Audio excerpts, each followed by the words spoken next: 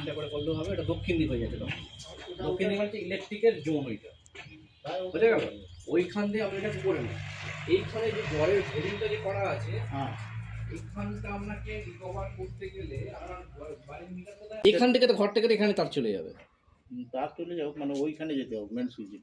Main সুইচটাকে আমরা রাখতে পারবো, মেন সুইচটাকে এদিকে নিয়ে চলে আসতে হবে। আপনি বাইরে মিটার এখানে করে নিলেন, ইলেকট্রিকের যে কানেকশনটা আপনার আসবে সেটা আপনি এই দিকটায় জলের এটা যদি কানেকশনটা চলে আসে, এটা হচ্ছে সব থেকে বড়। ছাদে উঠানো, হ্যাঁ, ওটা একটা ব্যাপার, ঝড় ফড় হলে সেক্ষেত্রে ওটা এইটা ভেঙে, এটা হাফ পোর্শন ভেঙে দিয়ে পুরো কাজ করা যাবে। হাফ পোর্শন ওটাকে ভাঙতে হবে না, শুধু এইটুকুটা শুধু একটুখানি করে নিলে, কটা করে ইট এত পর্যন্ত ইট ভেঙে নিলে মিটে যাবে। পুরোটা ভাঙার তো কোনো দরকারই নেই। এইটাই ওদিকে ওদিকে হ্যাঁ বিট হয়ে যাবে, বিট হয়ে গিয়ে বসিয়ে দেওয়া যাবে। মানে এইটা মনে হচ্ছে কত 1000-এর ওপর। 750, এটা 500, মানে 2200, 2250, প্রায় 2500 মতো, 2500 লিটার জল।